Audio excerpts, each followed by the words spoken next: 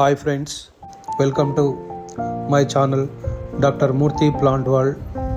నేను మీ డాక్టర్ నరసింహమూర్తి.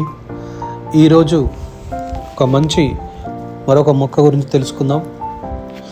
ఈరోజు వీడియోలో మహాకవి ప్రజాకవి వేమన గారు చెప్పినటువంటి ఒక పండు గురించి తెలుసుకుందాం.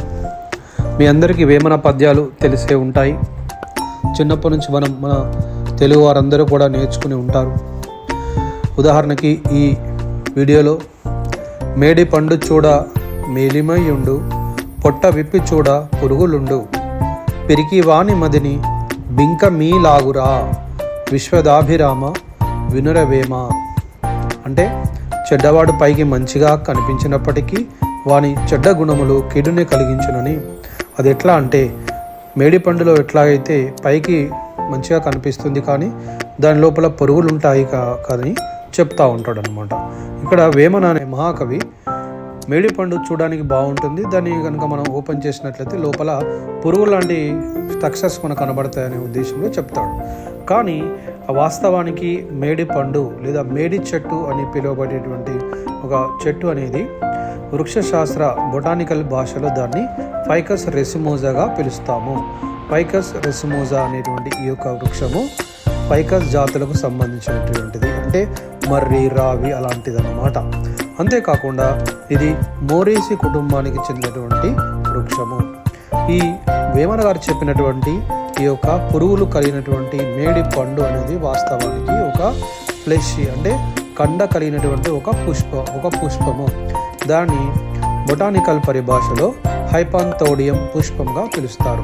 ఈ హైపాంథోడియం పుష్పంలో అవి చాలా రసభరితంగా ఉన్నటువంటి ఒక కండ కలిగి ఉన్నటువంటి పుష్పం అన్నమాట. పుష్పము ఫలదీకరణ చెందిన తర్వాత అది పండులాగా మారుతుంటుంది.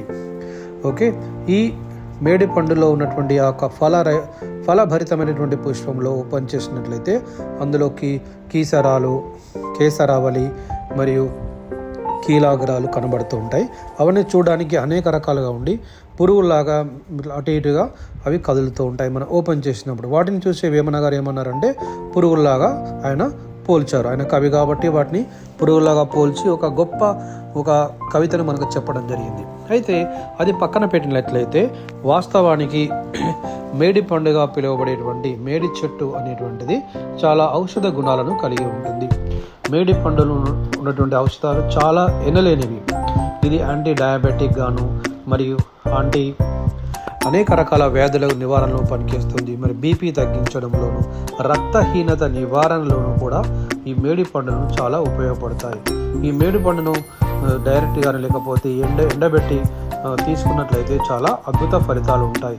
ఇది ఆయుర్వేదంలోను చాలా రకరకాలైనటువంటి భారతీయ వైద్య శాస్త్రంలో వీటిని చాలా వరకు మనం ఉపయోగిస్తారు.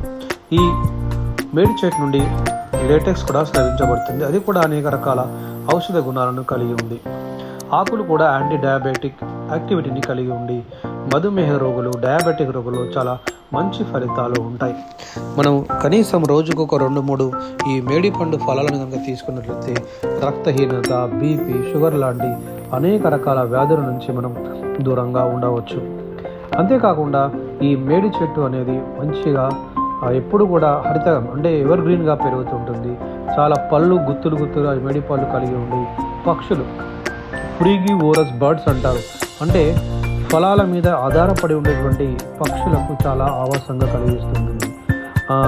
ఎక్కడైతే ఈ మేడి పళ్ళు ఉన్న చోట ఈ పక్షుల యొక్క జనాభా కూడా ఎక్కువ ఉంటుంది. అంటే ఇది వైద్య శాస్త్రపరంగా మెడిసినల్ వాల్యూ కలిగి ఉండడంతో పాటు పర్యావరణ పరంగా పశుపక్షాదులకు కూడా ఇది చాలా మేలు చేస్తుంది. పక్షులకు ఆహారంగా కూడా ఈ మేడి చెట్టు అనేది పనికి వస్తుంది. అంతేకాకుండా భారతీయ సనాతన ధర్మశాస్త్రంలో ఈ మేడి చెట్టును ఆరాధిస్తూ ఉంటారు. అంటే దత్తాత్రేయ స్వామి వారి దేవాలయాల్లోనూ, లేకపోతే నాగదేవత విగ్రహాల్లోనూ, లేకపోతే అయ్యప్ప స్వామి సంబంధించినటువంటి దేవాలయాల్లోనూ, అంటే ఏదో రకంగా ఈ మేడి చెట్టును మనకు సంబంధించినటువంటి గ్రహ శాంతులకు కానీ లేదా నక్షత్రానికి సంబంధించినటువంటి శాంతులకు కానీ సంబంధించినటువంటి విషయాలలో ఈ మేడి చెట్టుకు పూజ చేస్తే మంచి జరుగుతుందని కూడా మన యొక్క సనాతన ఆచార్యులు చెప్తూ ఉంటారు.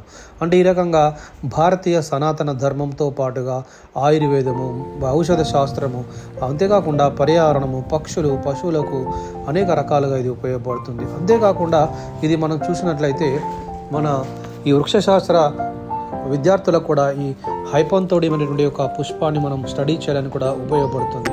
ఇన్ని రకాలున్నటువంటి మేడి పండు కలిగి ఉన్న మేడి చెట్టు ఎప్పుడు కూడా వేమన గారు చెప్పినట్లుగా ఇది బింకమీలాగా కాకుండా ఇది మంచి చెట్టు.